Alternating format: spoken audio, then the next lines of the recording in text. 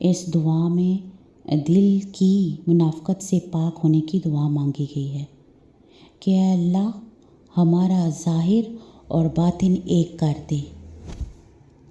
اللہم طہر قلبی من النفاق وعملی من الریاء ولسانی من الكذب وعینی من الخیانہ فإنك تعلم خائنة الأعین وما تخفی الصدور۔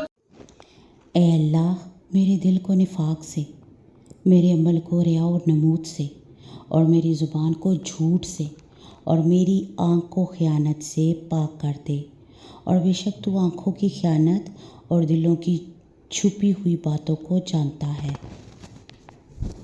منافق کی 4 بڑی نشانیاں ہوتی ہیں۔ وہ کیا کرے گا؟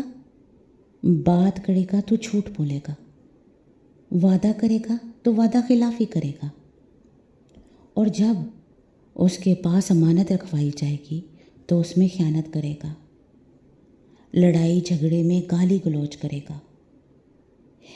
ان سب چیزوں کا تعلق انسان کے دل سے ہی تو ہے، اور اللہ سے دعا کی گئی ہے کہ اے اللہ ہمارے دل سے منافقت نکال دے اور وہاں ہمیں سچا ایمان دے۔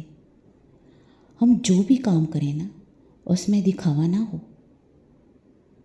کیونکہ منافقت دکھاوے کو جنم دیتی ہے۔ منافقین ہر عمل دکھاوے کے لیے کرتے تھے۔ وہ صدقہ کرتے تھے تو دکھا کر کرتے تھے، اور ان کی زبانیں جھوٹ بولتی تھیں۔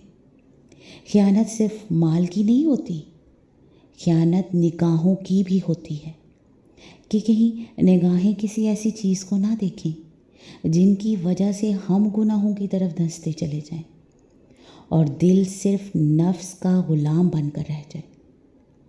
تو ہم نے کیا کرنا ہے؟